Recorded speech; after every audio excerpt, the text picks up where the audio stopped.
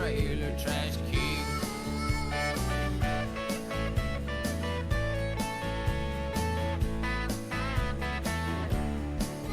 Well, count me what you will, I ain't upscale, I know what you really mean. That's just life, now let's drive when you're the trailer trash king. I know what you really mean. That's just life, now let's drive when you're the trailer trash king.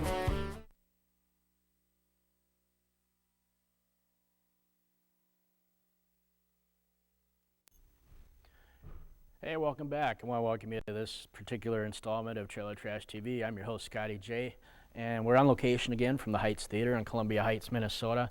HeightsTheater.com is their website. I want to get that out of the way early so you can check and see what traditional moviegoers have been missing. It's kind of a lost treasure in the northeast suburbs of Minneapolis, St. Paul. We're going to kick right into the disaster block with kind of on the tails of last show, with some films that can be classified as horror, but they can also be classified as disaster films. We're going to start out with 1954's Them. Yeah, another ant film, I know. I've shown this on past shows, but it's classic nonetheless, and you'll see why. Followed by a film called Squirm from 1976, and Night of the Lepus. I'm laughing about this one, and once you see the trailer, and you'll see why, from 1972. And back into the disaster area, we're going to go into Souls at Sea from 1937, followed by Wreck of the Mary Deer from 1959, and rounding out this block, Abandoned Ship from 1957. So catch these, and I'll be right back to chat about them. President of the United States, stay in your homes. I repeat, stay in your homes. Your personal safety, the safety of the entire city, depends upon your full cooperation with the military authorities. Yes, cities, nations, even civilization itself, threatened with annihilation, because in one moment of history-making violence, nature, mad, rampant, wrought its most awesome creation. But born in that swirling inferno of radioactive dust were things so horrible, so terrifying, so hideous. There is no word to describe them.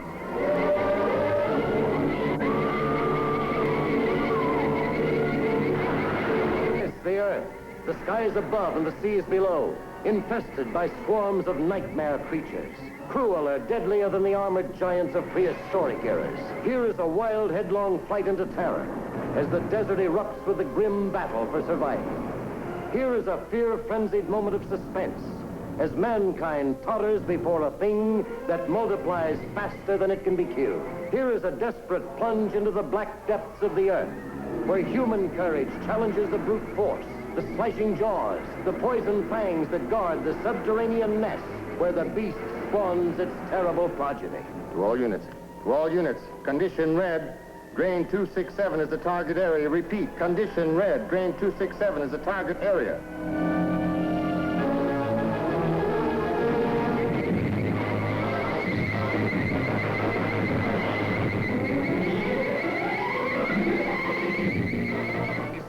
Gas we could use? No, we can't take a chance. It might poison the whole city.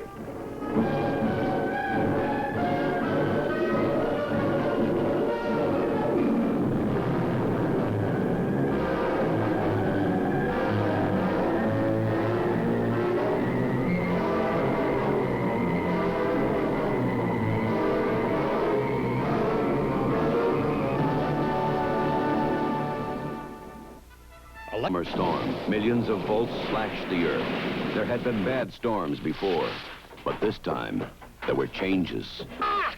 Little mother bit me. I never saw one bite like that. This was the night of the crawling terror. Worm. They came to feed on human flesh. You sweat, but you don't dare move. You want to scream, but you can't. Terror grips every nerve in your body. Your heart beats so fast, it feels like it's going to burst. They're dead!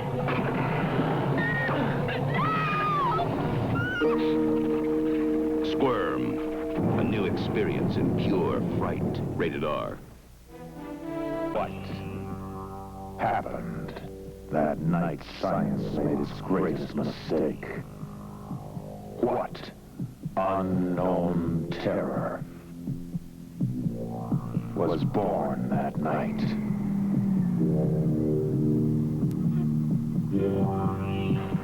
What is the terrifying mutant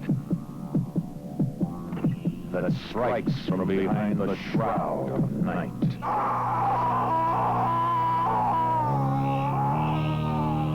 That night. That night of the Lepus. A night of total terror, more shattering than your strangest nightmare. What caused the unnatural death, destruction, and panic that night of the Lepus? Janet Leigh, Stuart Whitman, Rory Calhoun, and Paul Fix. Night of the Lepus. Kill one, and thousands take their place. What devil creatures growing weight and size every day are hidden behind the eyes of horror? What can stop them? Night of the Lepus. From MGM.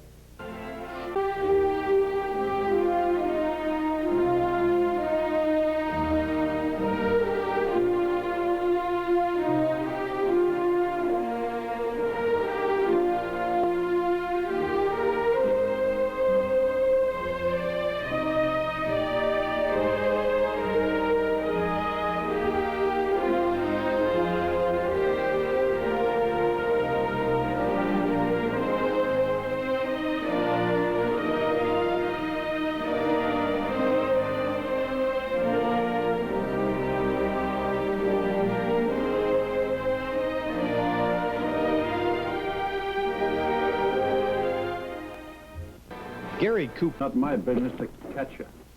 A year on a slave ship wouldn't do you any harm. Get the stench of the slave deck in your nostrils. Away with that boat. That's the only lifeboat left. Jump in. Take it away from me. I'll club the first man that tries to jump. I won't stay on this boat and die like a rat. If you start a panic, you'll swamp this boat and you'll all drown.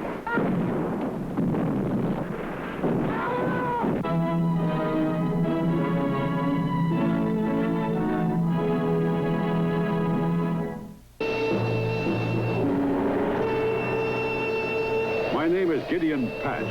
I was captain of the Mary Dear. From the moment we left Rangoon, there was trouble aboard. First, 2 fires broke out in different parts of the ship. Then, one night off the coast of France, there was a terrific explosion.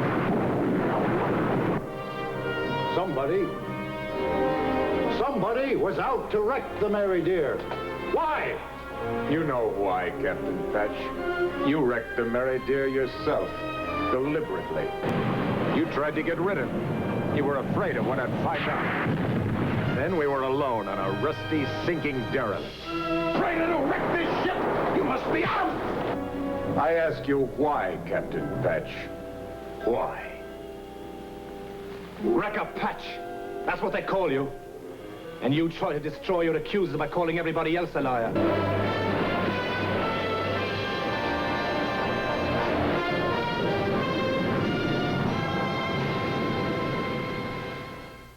In the 19th... The superliner SS Crescent Star, en route across the South Atlantic on the first leg of a round-the-world cruise, struck a derelict mine, exploded and sank in 7 minutes. There were 26 survivors, 20 men, 4 women, a child and a dog. 26 survivors and a lifeboat meant for 12. But you must have sent a distress signal. You had 7 minutes. You must have sent an SOS and got an acknowledgement. At least I'm staying on my own power, not because of... Quiet, both of you. Because she's the captain's lady. One man alone had to say who was to live. I'll hang you for it, Holmes, and with my blessing. And who was to die.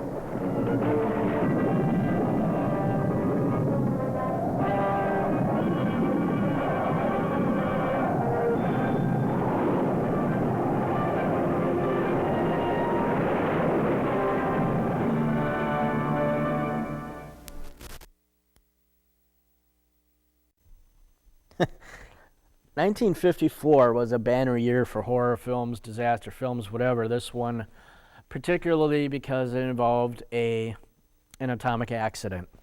You know, that was the whole thing in the 50s. You had the, excuse me, you had, you know, any atomic scares. You had all the atomic training films, as I've shown on Classroom Classics. But the climax of this one, for those of you that have been under a rock and haven't seen the film, I'm not going to give away the whole. Yeah, I will. It involves a memorable climax in the Los Angeles sewer system. I'll leave it at that. Oh, another cameo in this one. There's a shot in a newsroom with a young man at the teletype machine. Look closely. He doesn't have the pointed ears. He went on probably about 13, 14 years later to become one Mr. Spock. I'm talking about a young Leonard Nimoy doing a cameo in this. Squirm from 1976. Big worms terrorizing a small town after a thunderstorm, need I say more. Night of the Lepus from 1972. Okay, you saw the trailer. 150-pound, 4-foot killer rabbits. Enough said. Souls at Sea from 1937. Excellent, excellent, very underrated film. Classic movie about human survival, both physically, emotionally. A great study of the human psyche. Lifeboat survival, and you know it's a great cast as well. The Wreck of the Mary Deer from 1959. Skipper of a sunken ship accused of negligence. Story's been done, but this one worked. Abandoned Ship from 1957.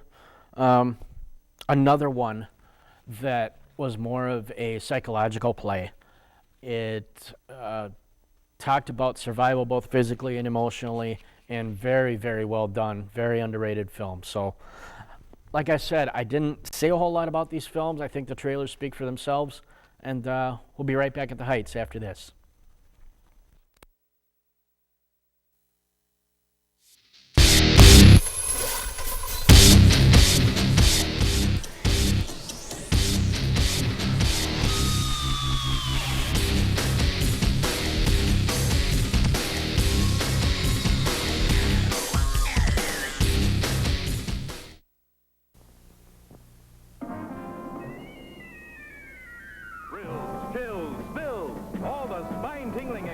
Of real stunt driving with Duffy's Daredevils, the rough and tumble demons of danger.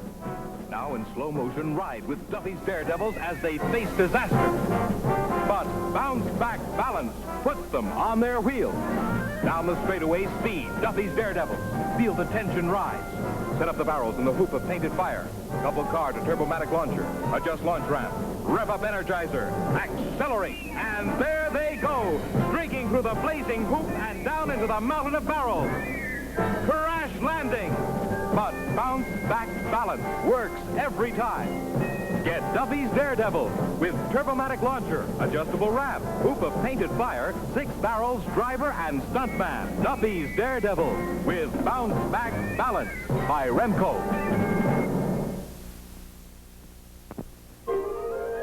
Hi, Heidi. Everyone knows Heidi. Hi, Heidi. Press her secret button, she waves hi. Hi, Heidi. She's the doll who comes in her very own pocketbook, so Heidi can go everywhere with you. Now, when Heidi's in her hospital room, you're her nurse. Her arm needs a bandage, so it won't get worse. This will fix it fine. See, Heidi's waving hi. Good sign. Hi, Heidi. Here's Heidi at her barbecue, cooking a meal. See the turkey? It almost looks real. Fix the umbrella, and everything's done. The party's begun. Hi, Heidi. Look for Heidi in her shiny pocketbook. Get Heidi's hospital set and her barbecue set separately. And look, you can get her dress set, too. With one outfit for work, another one for play, and still another for parties. But first, get Heidi Pocketbook Doll by Remco. Hi, Heidi.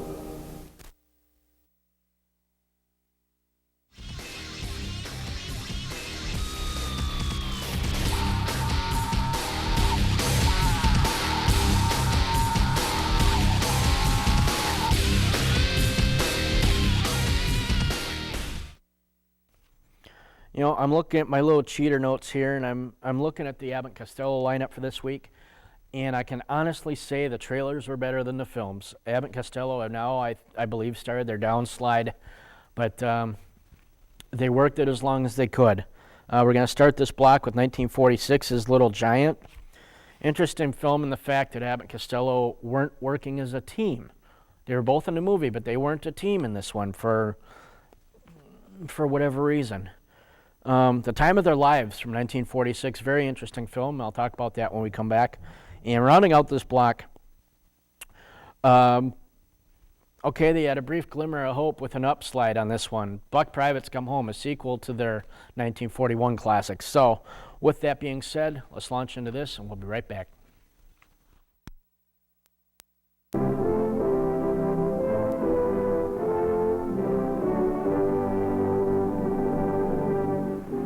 Lips that touch liquor will never touch mine.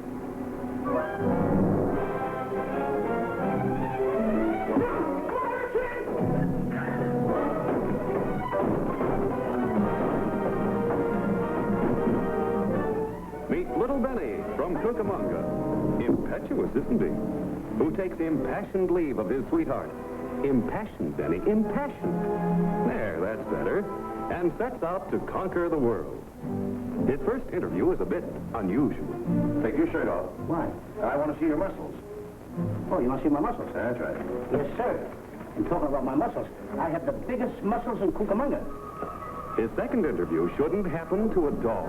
Say, I don't understand. But when Benny discovers that he can read people's minds, then hilarity reaches sky high in the grandest fun treat of all. These mind-reading stunts, they're all tricks. They're fake. Oh, no, it's not. It runs in the family. Take Mama, for instance. Months and months before I was born, Mama told Papa she was going to have a baby. And she did. Honest. Come here, take a look at your loving bridegroom.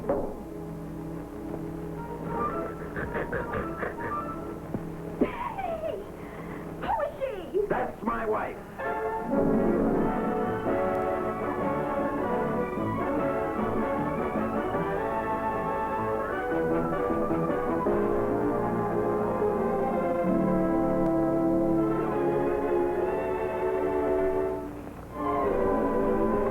I gotta get out of here before you lose control of yourself.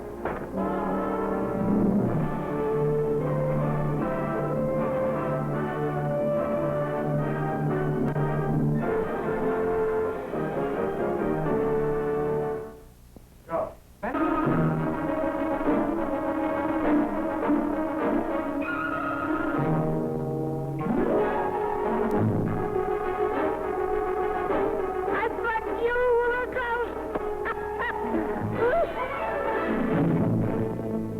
What a predicament for chubby Lou. He's a ghost, all right, a relic from Revolutionary days, chained to the manor by a ghostly curse. And when, in our day and age, the manor is restored and some perfectly modern people move in, what can the poor ghost do? I'm gonna haunt him. That's what I'm gonna do. Emily, when you first came in here, did you or did you not kick me? Oh, you felt something, eh? I thought so. It's you they're after.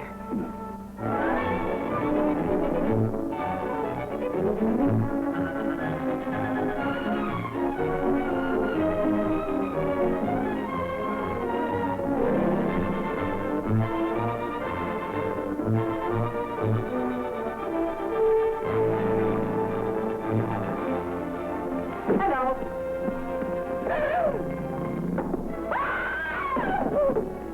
Can you hear me? Who are you? What are you? Identify yourselves. Cuthbert Greenway, you know who I am. I'm Horatio Prim, the Little Tinker, and this is Melody Allen. We were on our way to warn General Washington about Benedict Arnold. But I got... Don't be silly. Don't you realize they can't hear us? Thank you, Dr. Greenway. Thank you. Really?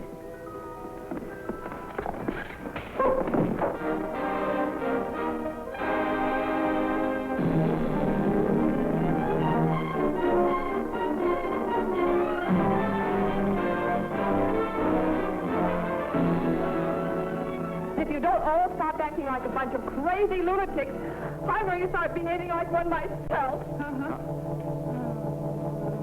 Probably.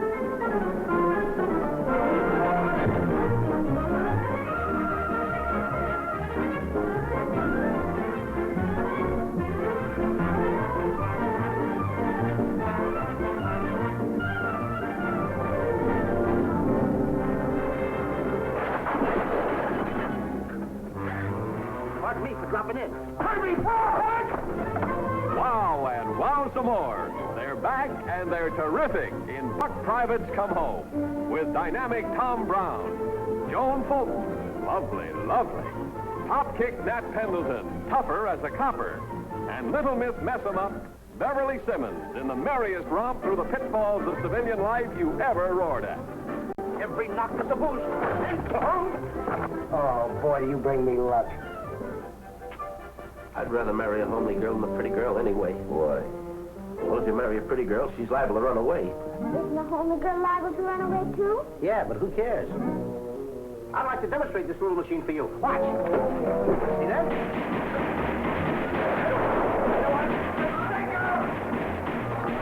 Yes, sir, Buck Privates Come Home is loaded with laughs and brand new Abbott and Costello routine. Get out, everybody! Get out! See the boob and the booby trap, the table that wouldn't balance, the ups and downs of a fresh air beat.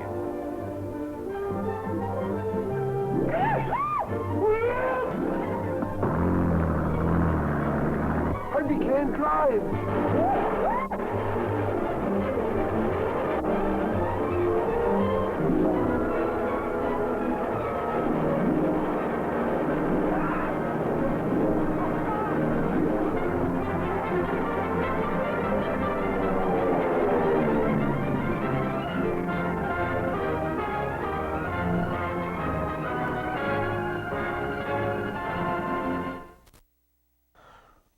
Okay, from 1946, Little Giant, like I said, Abbott and Costello were both in the film, but they weren't working as Abbott Costello. You know, separate billing, separate characters. Had some differences happening off screen, so they took separate contracts and somehow made it work. Time of Their Lives, a very cool film. They play revolutionary war characters, and it was probably one of their most underrated, but one of their best films at the same time. Buck Privates Come Home. Watch for the climactic chase. That's all I'm going to say. So with that being said, we're going to take a break, and we'll be right back with Troma Films.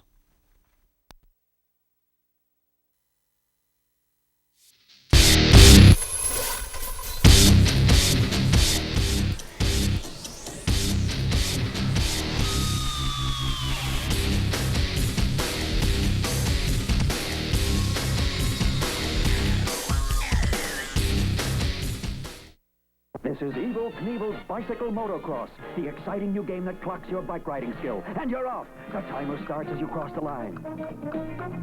Down the course you go, weaving and dodging around each flag. Your first challenge, a test of steering. The flag goes up, you've made it, and you're off again. With a fresh challenge at every flag, a new challenge at every turn. Now hit the brakes, grab the ball, switch from left to right, and get moving. Swing into a hairpin turn. And now you're ready for the final challenge, to clear the red bar and cross over to the green one. Up goes the flag. You've done it. Now the straightaway to the finish line that automatically stops the timer at 47 seconds. Now the next rider starts his run. What about his time? Evel Knievel's Bicycle Motocross by Coleco includes the National Safety Council's bike book. Before we blast off, let's check in at Space Headquarters. Attention, Rangers! Stand by, crew. The man in the moon is calling you. For your first trip into outer space, make the moon your stopping place. Hop aboard our rocket ship. No time to lose. It's quite a trip. you blast from Earth with a mighty roar, and 5 days later, you're at my front door. Once you arrive, you'll be well fed. Up here, we have wonderful silver cup bread.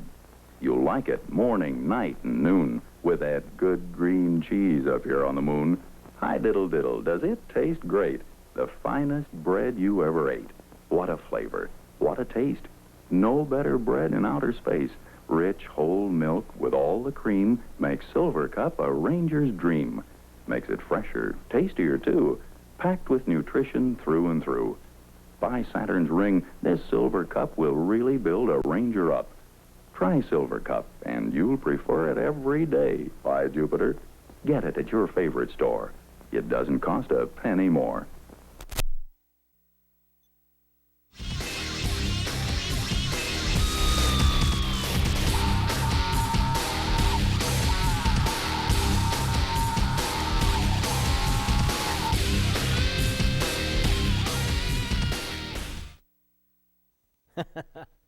Oh, I just got off the website. Those of you that haven't checked it out, check out traumafilms.com. Yeah, there's going to be a little splash on there, but, you know, that's what Trauma's known for.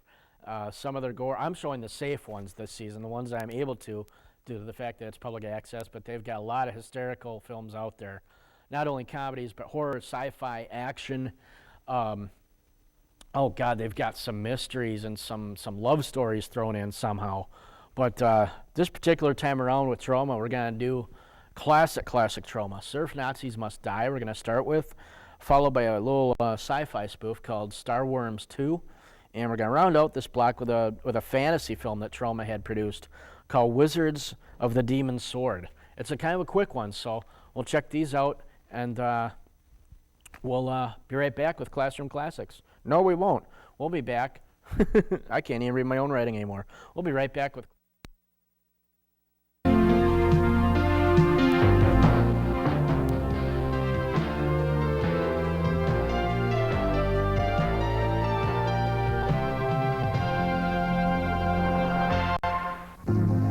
Sometime in the near future, a major earthquake will lay waste to the entire California coastline. From out of the rubble will rise a menace far more terrifying than the death and destruction. Surf Nazis. Who rules the beaches? Who rules the surfers? The beautiful beaches, once the crown jewels of California, are now ruled by ruthless gangs. And the gangs are ruled by the Surf Nazis. Surf Nazis must die. Adolf, Ava,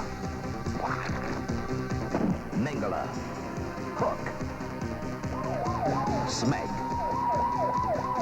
and the rest of their evil Reich. Something must be done to stop them because Surf Nazis must die. They're slaughtering the samurai surfers. They're devastating the designer wave. The beaches are no longer safe to hang around. Surf Nazis must die. Welcome to California, where the beaches have become battlefields and the waves are a war zone. Only one person is powerful enough, daring enough, brave enough to stop them. Only one person can ensure that Surf Nazis must die. She's tough. I want to buy a gun. You're talking white trash, but I'm more interested in something that'll take the head off a honky at 20 paces. She's dangerous. She's all woman. She's Leroy's mama. And as long as she's alive, the Surf Nazis must die. First, there was the Road Warrior. Then there was the Terminator. Now comes an action film of relentless excitement. Lavishly produced by Robert Tinnell. Stylishly directed by Peter George. Surf Nazis must die. Experience the passion of perverted romance. Know the evil of mankind's greatest villains. And taste the violent revenge. Taste some of Mama's home cooking, Ada. See the film that is creating a tidal wave of action all over the world. See Surf Nazis Must Die.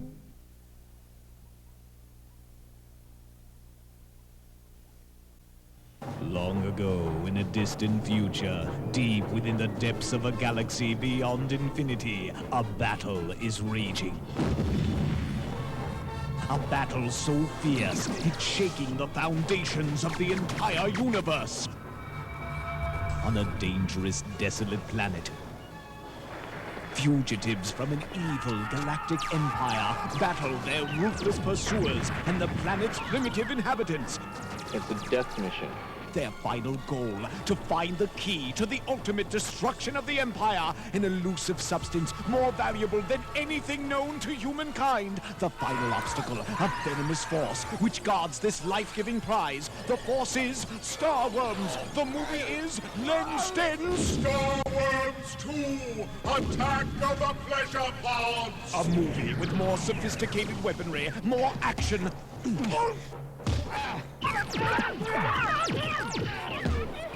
more lustful desire.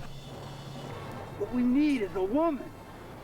And more horrifying extraterrestrial creatures than you've ever seen. Star Worms 2, Attack of the Pleasure Pods. An intergalactic adventure unlike anything you've ever seen on Earth. Witness an empire corrupted by lust, an empire addicted to its own seductive psychic technology. These drug-frenzied servants of evil seek to dominate the universe through terrifying telepathic tortures. Only a small band of freedom fighters stands in their way, armed with a forbidden knowledge that could save the universe. Something hot going on down there. Star Worms 2, Attack of the Pleasure Pods. The movie the entire universe is wriggling to see. No, get away! An epic special effects sci-fi adventure so incredible, the Trauma team had to bypass the original Star Worms and immediately release Star Worms 2, Attack of the Pleasure Pods.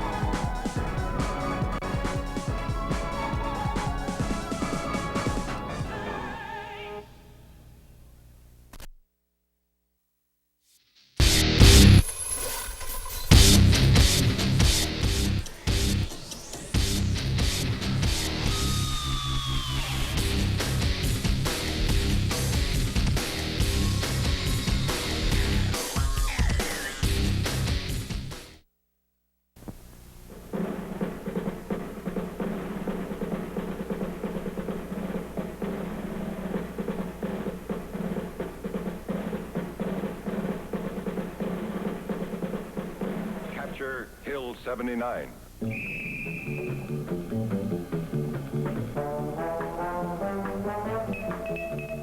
And win a mountain of over 14,000 prizes. 1,000 Jeeps, 1,000 space capsules, 2,000 underwater sea sleds, 10,000 new Capture Hill 79 games, and a footlocker full of cash, $2,500. Enter Hill 79 sweepstakes today wherever G.I. Joe is sold. First chance to win starts when you pick up a magic map.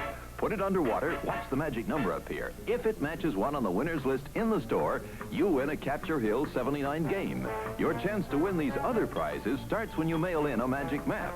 Enter as often as you like. See map for complete rules. Get your magic map today. Fire one. Boys and girls, this thrilling cutout of the atomic submarine USS Skipjack with an exploding warship target is yours free when you buy... Do you know what it's like to be so small you can hide behind a rubber ball? Or a musical top? Or a lollipop? Heidi does. Heidi's so small she comes inside her very own pocketbook. So Heidi can go everywhere with you. Now when Heidi goes off in her Jeep, press the secret button. She waves goodbye. When your friends come to meet her, she waves hi. Hi, Heidi. Hi, Heidi. Heidi's in her bathtub under the spout. Uh-oh, soap in her eye. Use her towel to get it out. Hi, Heidi. Look for Heidi with her long blonde hair in her own shiny pocketbook. There's plenty of room for lots of other things, too. Get her Jeep set separately and her bathroom set, too. But first, get Heidi, the Heidi Pocketbook Doll by Remco.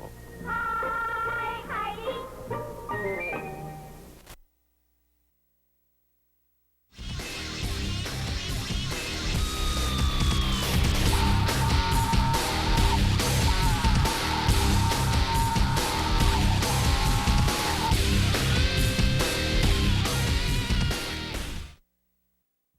Psychological, how can I put it? Psychological study of disinformation, shall we say. A little thing called social acceptability. So let's check these out. Let me know what you think of the show, SJ Trailer Trash at Yahoo. Let your local cable system know, your local public access center know what you think of the programming. Call their local viewer response line. If they don't have one, get hold of them by way of email. It's real easy to get hold of them either way. So with that said, I'm out. I gotta go get something to eat. I'm feeling cranky. So on behalf of Trailer Trash TV, I've been your host, Scotty J. We'll see you next time.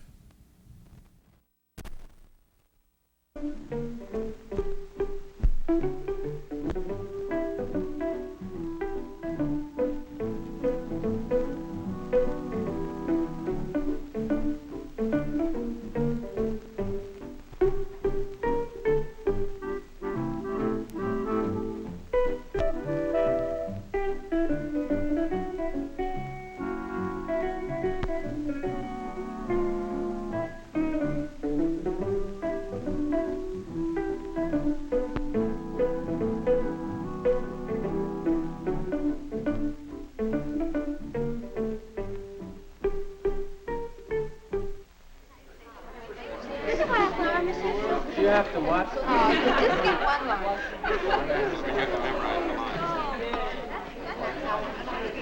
Isn't that They're between 14 and 16 years old.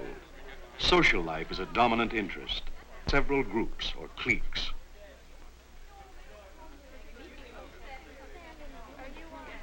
This boy's name is Rod Hunter, an unusually popular adolescent. He's a three-letter athlete, he's intelligent, and comes from a family with good income and high social prestige. Rod is the leader of the clique, which dominates the social life of the school. Here's Ben, a boy whose background could be described as lower class. But his exceptional talent, his intelligence, his determination, and his social know-how have all brought him almost total acceptance among the clique. Then there's the middle case, Susie Summers. She belongs to the clique and has lots of friends. She doesn't enjoy quite the same popularity as Rod, perhaps because she is close rivals with her elder sister and lacks a sense of security. And the exception to the general rule, the voluntary isolate, Peter McGibbon, the boy who doesn't really want to get into the clique and is happy following his own pursuits. Our fringe case, Marion Ellsworth. She seems to qualify for acceptance by the clique, though somehow she hasn't quite made it. But let's watch these teenagers in action. I don't know. Hi, Kid. Hello, Hi. Janie. Sit down Hi. here. Oh, Susie, I can hardly wait till Saturday night. I got the cutest new dress to wear to your party. Oh, I just love it. What's it like? Oh, it's blue and it's got a really... Boy, the wheels are sure buzzing today. You think nothing ever happened around the school except what they do. We'll be hearing about that party for weeks. Oh, you have to admit, hardly anything does happen except the things they run. I'll be glad to get out of this school where one bunch runs everything. What party are you talking about? Don't tell me you haven't heard. Susie Summers is giving a party Saturday night for the social set of our class. I thought you'd be asked, Marion. You used to know Susie real well, and you lived in the same street and everything. We used to get together when we were in junior high, but I haven't seen her much lately. Well, she'll probably ask you. I heard her asking Ben. Maybe she won't ask Marion. I heard she was giving all the invitations out today. She must have asked just about everybody already. Well, it's for sure that you and I won't be asked. Hey, Clara, listen, let's get some kids together Saturday night, and, and go to a movie. Gee, I wonder if Susie will ask me. You haven't heard it? You mean to tell me that you haven't heard it? No, I haven't heard it. Here, play it. It's really terrific, Susie. Wait till you hear it. Excuse me, ladies. I have a special request.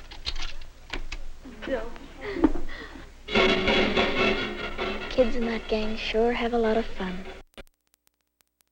To her party, maybe I could get them to more of their doings. I bet she will ask me. After all, we used to be good friends. I wonder who she's asked. If she's asked Ben, she's sure to ask me. Her parents don't even know his parents. And he lives in that slummy part of town. Rod'll go for sure. He's terrific. I wish I knew how to be friendly, like Susie. I wish I wasn't so shy. I never know what to talk about. Oh, yike, come on. Are you coming, Marion? I think I'll stay and finish my Coke. Bye, Marion. Bye.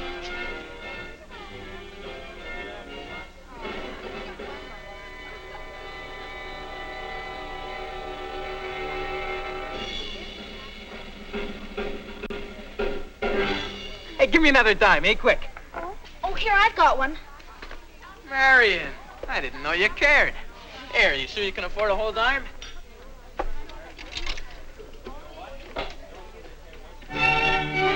Oh, what kind of dopey music's that? I'm sorry, Nobody listens to that crummy band anymore. Ben, you coming? Yeah, I'm with you, man. Oh, would you care to minuet?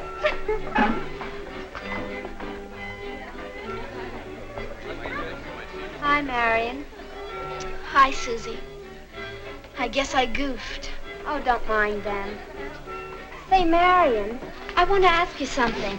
Some of the kids are coming over Saturday night. Sue, if you want to ride home, you better hurry up. Dad's waiting for us outside. Oh, gee, wait for me. I'll be right there.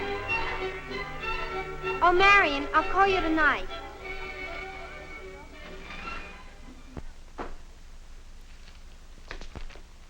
Hi, Mother. You're late today. I was having a Coke with some of the gang. The vegetables are done, dear. Would you mash them for me? Eric, I think it's time Danny went home. His mother will be wondering where he is. What time is it, Mrs. Ellsworth? It's time to go home, Danny. Mother, I was wondering whether I could have some of the gang over some night for a little while. Marion, a bunch of teenagers with one of those noisy record players. They'll want something to eat. Really, Marion, it's all I can do to keep the house clean and the family fed without parties for teenagers. A lot of the kids have parties, and Susie Summers is having a party this Saturday night, and she said she'd ask me. But if I don't have them over here once in a while, well, they'll think it funny, and they won't ask me to their parties. Marion, it takes a big house and a lot of money to hold a party for a lot of teenagers. It wouldn't have to be very many. No, I'm afraid not, Marion. It's too much work and worry and money. Hi, Dad. Hi, son. Hello, dear. Hi, Marion. What's too much work and worry and money? Oh, Marion has some idea about having a bunch of teenagers over some night. And I told her after a long day I haven't the strength to cope with all the food and everything. It wouldn't be any trouble for you, Mother. I could make sandwiches. And besides, it costs money to feed all those young people. You don't seem to mind when Eric brings home all his friends. You feed them and you don't mind the work then. Boys are a lot easier to cope with than girls. Some of those girls in your class, and you can bet they'd notice everything here and go right home and tell their families. Well, I'm not having those girls in here unless I can do things properly. Certainly won't entertain with just a few sandwiches. I'd have to bake and go to a lot of trouble. Mother, you don't understand. The kids don't expect their mothers to go to a lot of trouble. They just want Cokes and stuff like that. Evelyn, maybe Marion's got something there. Those kids don't want you to fuss. They like informality. Mal, you're a man. You have no idea the work that goes into the simplest party. You'd better wash up now. I'm ready to serve dinner. More pie, Marion? No, thank you, Mother. I have to watch my weight. What nonsense. The way you girls carry on about your weight. It's a wonder you have any energy at all. Here. I don't want you getting sickly and thin. How are you getting along at school these days, Marion? I don't mean your schoolwork, I mean the social life. Susie Summers is having a party this Saturday, Dad. She all but invited me this afternoon, but she said she'd telephone me tonight. That's wonderful. Sounds like a lot of fun. She's going to call tonight? That's what she said. It's no trouble for the Summers to entertain. They've got a big house. Can I go now, Mom? Yes, Eric, run along. You haven't seen much of Susie lately, have you? I used to think you two were great pals. I know. I seem to have gotten out of touch with the gang somehow. Actually, I was kind of surprised when Susie mentioned her party to me. But I guess she still feels we're friends. Of course she does. Mother, may I be excused? I have some homework to do. Yes, but take your dishes to the sink and save me some work. I'll call you when the phone rings. Thanks, Dad. More coffee, Mal? Thanks.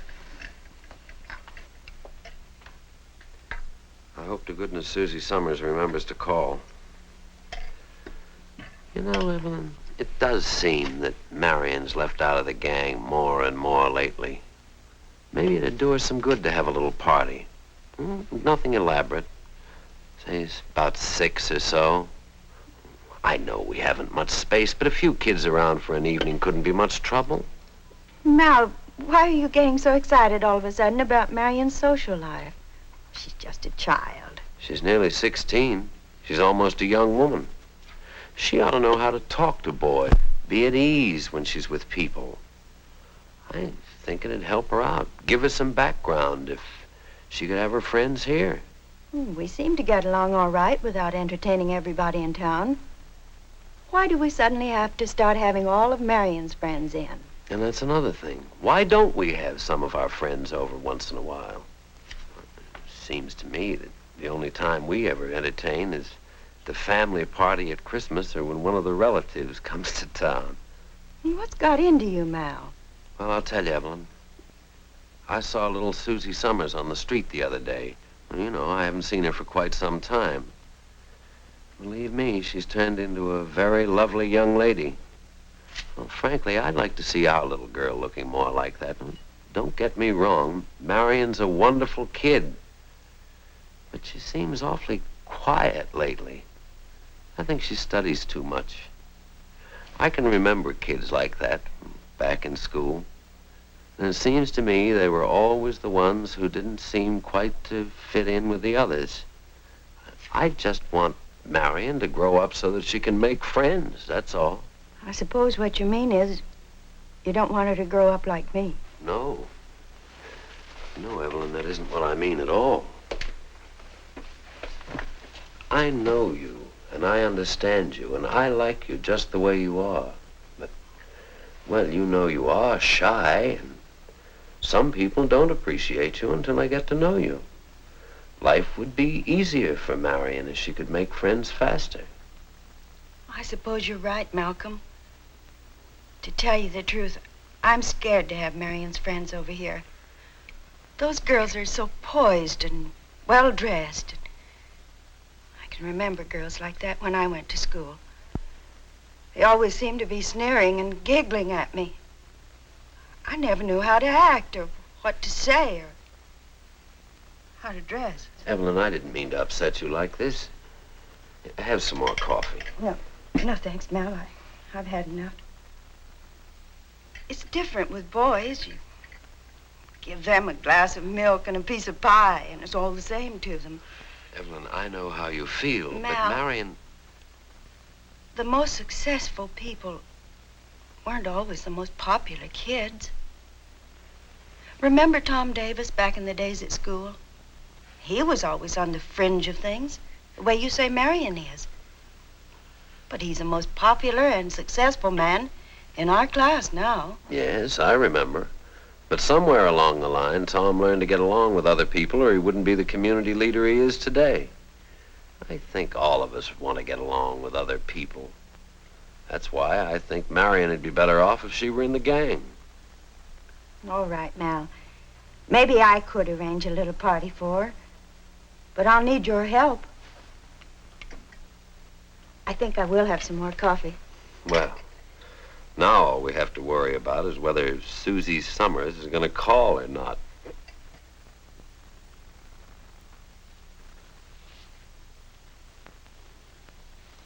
Now, where'd that extra man come from? Oh, gee, I almost forgot Marion Ellsworth.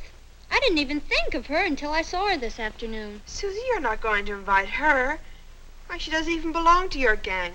Those queer clothes she wears. I felt kind of sorry for her today. If she doesn't smarten up, she's going to grow up to be just like her parents. You notice that Marion's mother and father never seem to get asked to any of the parties given by the grown-ups around here? Well, gee, I think it's mean that we should take it all out on Marion. Well, she can't help it if her parents are kind of unfriendly. She even said her parents won't let her have kids in the house. I still say she'll spoil the party. Well, it's my party, and I'll ask whoever I want. Marion and I used to be good friends in junior high. I feel as if I ought to ask her. After all, she just lives down the street. You better make sure you haven't got too many on the list already. Mother said we only have room for 14. Well, I haven't nearly that many. 2, 4. Wow, 17 already. I'll have to take off 4, that's all. And you won't be able to invite Marion Ellsworth, that's for sure. Well, I'm going down and ask Mother if we can't have a few more than 14.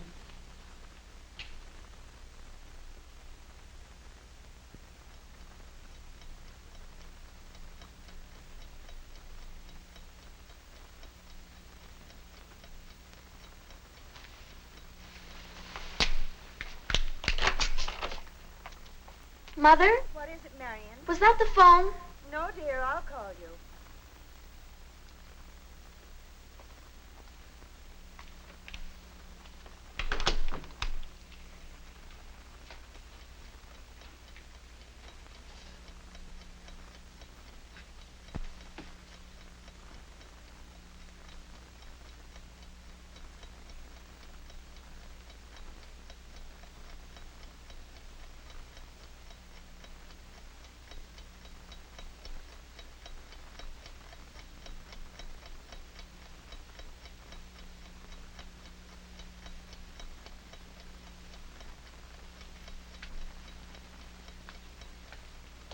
If we play on Sunday, why don't we go over to the park? There's lots more room over there. Hey, Dopey, I'm expecting a phone call. It's time you were in bed anyway. Ah, keep your shirt on. That was just my sister.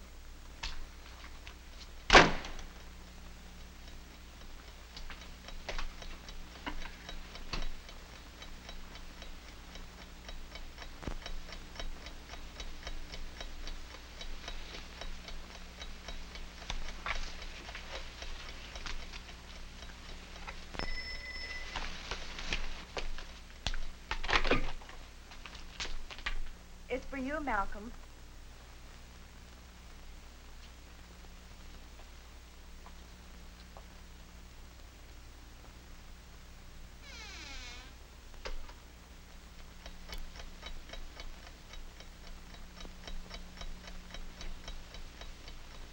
Marion? Marion? Yes, Mother? It's time to go to bed. Yes, Mother.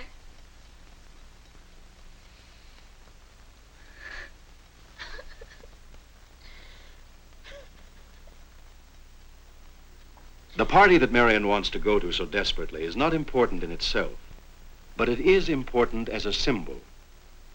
Marion was rejected today, and the experience could influence her personality and development. If she felt accepted, and therefore assured, like Rod Hunter, the whole pattern of her life would be different. If she didn't care about social life, like Peter McGibbon, she wouldn't judge her own worth by an invitation to a party.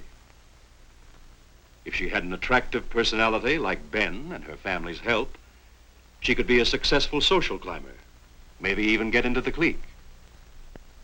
The degree of social acceptance that each teenager experiences leaves its mark on his personality pattern. Lack of social acceptance can leave emotional scars. And that's why for Marion, today's rejection is important. She can do much herself. But is it not a job for parents too?